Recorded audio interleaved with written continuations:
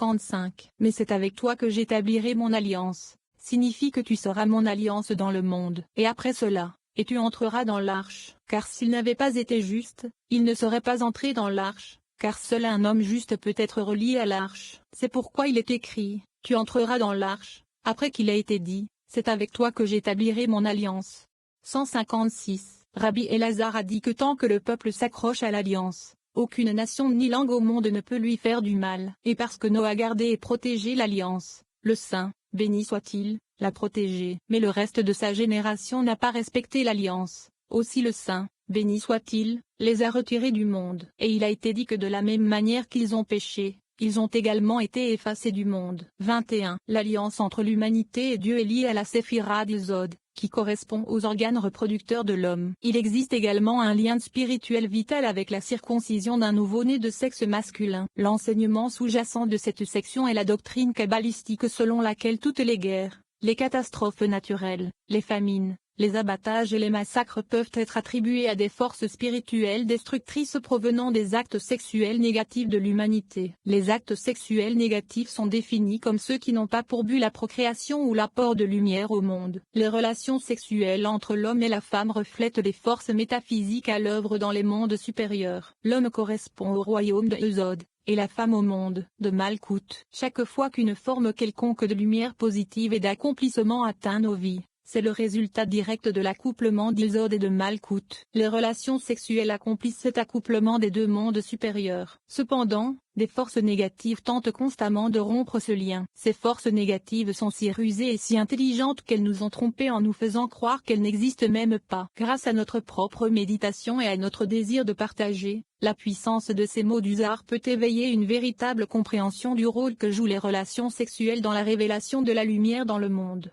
157. Rabbi Yehuda était assis devant Rabbi Shimon, et tous deux étudiaient le texte dans lequel il est écrit, et il répara l'autel d'Hachem qui avait été démoli. Melachim 18h30. Quelle est la signification du terme réparé dans ce verset? Venez et regardez, à l'époque d'Eliyahu, tous les Israéliens ont quitté le Saint, béni soit-il, et ce faisant, ils ont quitté leur sainte alliance. Et quand Eliyahu est venu et a vu que les fils d'Israël avaient quitté la sainte alliance et qu'elle leur avait donc été enlevée, il l'a modifié et l'a remis à société anonyme place, c'est-à-dire qu'il a modifié Yesod, le rendant digne de s'accoupler avec Malkout. Et ceci est considéré comme la réparation de l'autel, qui est Malkout, comme nous l'expliquerons plus loin. 158. Parce qu'il l'a ramené à sa place, parce qu'il a repris Yesod et l'a retrouvé à Malkout, tout a été guéri. C'est pourquoi il est écrit, et il répara l'autel d'Hachem qui était brisé.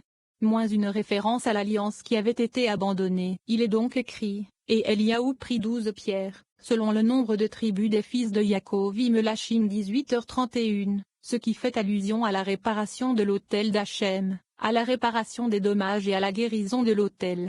159.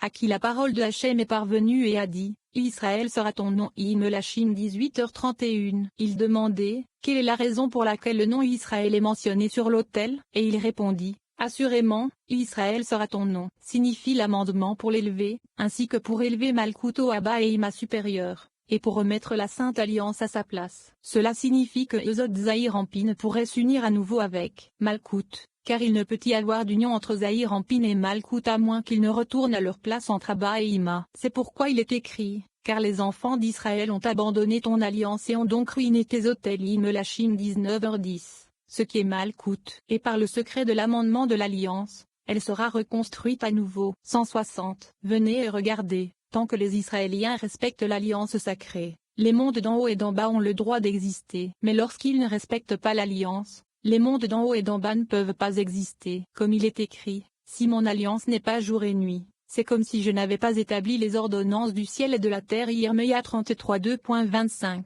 C'est pourquoi il est écrit, et il répara l'autel d'Hachem qui avait été démoli. Il demande si cela est considéré comme une guérison, et il a répondu, oui, très certainement, parce qu'il maintient le lieu dont dépend la foi. D'autres termes, il observe l'alliance, qui est Yesod, et maintient le lieu dont dépend la Malkout que l'on appelle foi. 161. Venez et regardez, il en va de même pour Pincha, qui a fait preuve de zèle à cause de ce que Zimri avait fait. Par son action, il a rétabli l'alliance et l'a remise à sa place. C'est pourquoi il est écrit, voici, je lui donne mon alliance de paix. Bamidbar 25 2.12. Peut-on vraiment accepter l'idée que Pincha était la raison de la paix? Et sur quoi repose cette controverse entre Pincha et l'alliance? Qu'ici, dans le mot de paix, tout était relié à sa juste place, ce qui signifie voici, je lui donne mon alliance de paix. Mais qu'est-ce qui est donné? Qu'est-ce que l'alliance? La paix, qui signifie l'accompagnement supérieur, est donnée, afin que l'alliance puisse être reliée à sa juste place, qui est le Malkout. C'est pourquoi il est écrit, je lui donne mon alliance de paix. Et qu'est-ce que la paix? C'est le lieu avec lequel il faut se connecter, c'est l'accouplement avec Malkout auquel se réfère le terme paix. Le Malkout qui a été déconnecté de lui d'Ilzod, à la suite des péchés d'Israël a été rattaché à lui par Pincha. Il était la personne qui remettait l'alliance à sa place pour tous les temps. Et il l'aura. Et l'alliance d'un sacerdoce éternel appartiendra à sa descendance après lui, parce qu'il a été zélé pour son Elohim. Bamidbar 25 2.12. 162. Rabbi Shimon dit qu'il n'y a rien au monde qui provoque autant le zèle du saint, béni soit-il, que le péché de ne pas respecter l'alliance. Comme il est écrit, une épée qui exécutera la vengeance de l'alliance. Vayikra 26 2.25. Venez et regardez, le péché de la génération du déluge n'a été achevé que lorsqu'ils ont péché en corrompant leur voix sur la terre. Et même s'ils étaient violents les uns envers les autres, comme il est écrit, et la terre fut remplie de violence. Béréchit 4h11, et car la terre est remplie de violence par eux. Béréchit 4h13, Moins. Les détruirait était à cause du péché de laisser couler le sperme en vain, c'est-à-dire que leur peine ne s'est pas achevée avant que l'alliance ne soit souillée. La terre était aussi corrompue devant les Elohim et je les détruirai était mesure pour mesure. 163. Et il y a ceux qui disent que la mesure de leur culpabilité n'était pas achevée quand ils ont péché avec violence et ont été cruels les uns envers les autres, car c'est par là qu'ils ont été méchants envers le ciel et envers les autres peuples. Venez et regardez, il y a beaucoup de ministres là-haut, qui sont désignés à la voix de ceux qui déclarent les sentences de leurs amis au ciel pour ce qui leur a été fait. Et pour ce péché, il est écrit, la terre est remplie de violence par eux. Cela signifie que chacun d'eux a prononcé le jugement de son ami devant les cieux. C'est pourquoi il est dit, je les détruirai avec la terre. 22. Viens toi et toute ta maison. La maison est un aimant pour les forces spirituelles positives et négatives. Les personnes négatives qui visitent nos maisons peuvent insuffler une énergie néfaste. Et cette section nous donne la protection contre de telles forces. 164. Et Hachem dit à No, viens toi et toute ta maison. Rabbi Shimon a demandé, pourquoi le terme Elohim apparaît-il dans tous les versets du texte, alors qu'ici le nom d'Hachem, Yudevave, est mentionné? Qu'est-ce qui est différent ici pour que Yudevave, qui est le nom surnaturel de la miséricorde, soit mentionné? Cela fait allusion au secret que nous avons déjà appris, à savoir qu'il n'est pas convenable pour une femme d'inviter un hôte dans sa maison sans la permission de son mari.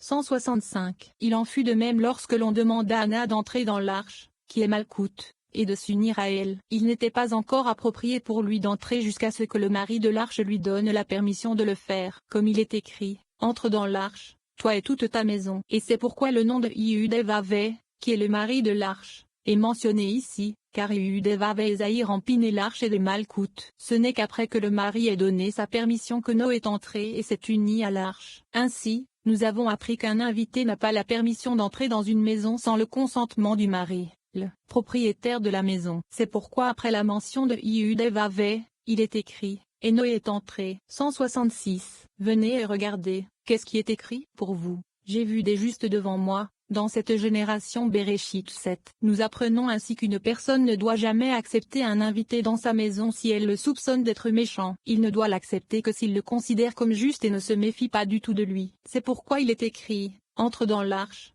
toi et toute ta maison. Pourquoi? Parce que vous, j'ai vu des justes devant moi dans cette génération. 167. Nous avons également appris que si le mari donne la permission à l'invité seul, mais pas à ses compagnons, l'invité ne doit pas les amener dans la maison. Dans le verset entre dans l'arche avec toute ta maison, la permission est donnée à tous les compagnons de Noé d'entrer dans l'arche, et de ce passage nous apprenons un secret concernant les bonnes manières et les façons de se conduire. 23. La terre et sa plénitude sont à Hachem. Les relations sexuelles qui ne sont pas fondées sur des principes spirituels provoquent un assèchement de la connexion entre Malkout et Eusod, comme une rivière dont les eaux ont cessé de couler. Ce retrait de la lumière se manifeste par toutes les formes d'agitation naturelle et humaine.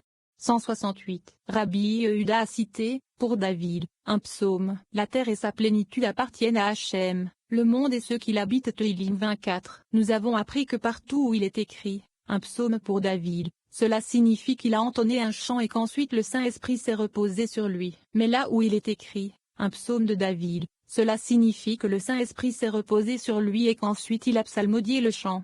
169. La terre est à Hachem. Ce verset fait référence à la terre d'Israël, qui est la terre sainte, tandis que sa plénitude fait référence à la Shechina, comme il est écrit, car la gloire de Hachem était pleine dans sa maison de Hachem Yidivréamim 5h14, et, aussi, et la gloire de Hachem remplissait le tabernacle Shemo 42.35. Donc les mots remplis et société anonyme plénitude font référence à la Shechina. Mais, pourquoi est-il écrit pleine et non remplie? Parce que, assurément, elle est pleine de bonté, ce qui signifie qu'elle est remplie par le soleil. La lune, qui est la Shechina, est remplie et complétée par les justes. Elle est remplie de toute la bonté d'en haut, comme une boîte à trésors remplie des richesses du monde. C'est à cela que fait référence le verset la terre et sa plénitude sont à Hachem. Mais les mots le monde et ceux qui l'habitent ont été prononcés en référence à des pays autres que la terre d'Israël. 170. Une autre explication du verset la terre et sa plénitude sont à Hachem et que ces mots font référence à la terre sainte supérieure, ainsi que le principe féminin, que le saint, béni soit-il, désir. Et le terme plénitude fait référence aux âmes des justes, qui remplissent le principe féminin avec la puissance du pilier qui est Yesod Zahir Ampin, sur lequel le monde entier repose. D'autres termes, tout ce qui existe dans le monde, qui est le principe féminin, est reçu de Yesod Zahir Ampin, et c'est pourquoi le monde est considéré comme reposant sur lui. 171. Si vous vous demandez si le monde repose sur un seul pilier, venez et regardez, dans le verset, car il a fondé sur des mers Tehillim 24:2.2, les mots car ils font référence au Saint, béni soit-il. La signification de ceci est similaire à celle des mots, c'est lui qui nous a créé Tehillim 102.3, et de car il regarde jusqu'au bout de la terre Io 28:2.24.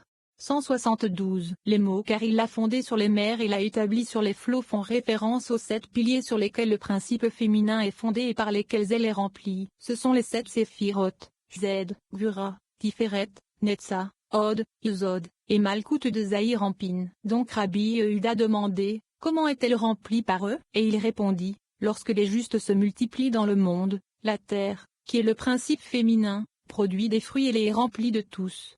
173. Mais le verset dit que lorsque les méchants se multiplient dans le monde, les eaux cessent de couler de la mer, et le fleuve s'assèche Io 14h11. L'endroit où les eaux cessent de couler est la terre sainte, comme nous l'avons déjà mentionné, et le principe féminin est arrosé par le ruisseau céleste. Les eaux cessent, tandis que le fleuve est asséché se réfère au pilier sur lequel elle est fondée, à savoir Yesod, qui est maintenant aride, asséché. Le fleuve est asséché et l'équivalent de les justes périssent, les justes étant Yesod, qui est appelé juste. 24. Les pécheurs sont détruits du monde. Lorsque les forces négatives abondent à la suite des péchés collectifs de l'humanité, elles ont le pouvoir de nuire même aux personnes innocentes qui croisent involontairement leur chemin. Le Zohar nous offre une protection lorsque nous méditons sur ces paroles. Notre intention de partager cette protection avec les autres illumine la lumière du monde entier.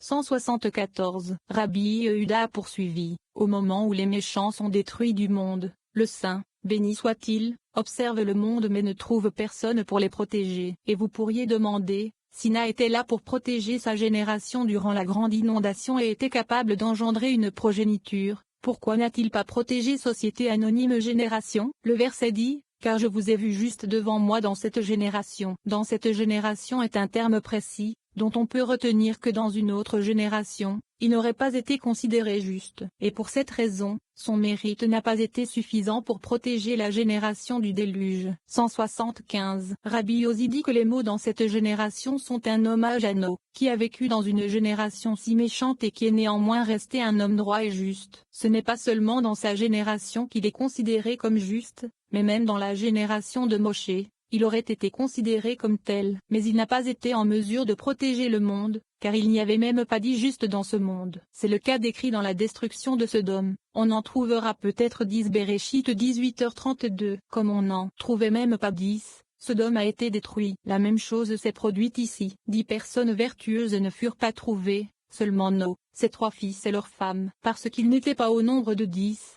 Ils ne pouvaient pas protéger leur génération. 176. Rabbi Elazar demanda à son père, Rabbi Shimon, nous avons appris que lorsque le monde est rempli des péchés de l'humanité et que le jugement est prononcé, malheur au juste qui se trouve dans le monde, car il est le premier à être puni pour les péchés des méchants. Comment Noé a-t-il pu échapper au déluge sans être puni pour les péchés de sa génération? Et Rabbi Shimon répondit, on dit que parce que le Saint, béni soit-il, voulait faire naître de Noé une descendance dans le monde, il a épargné non seulement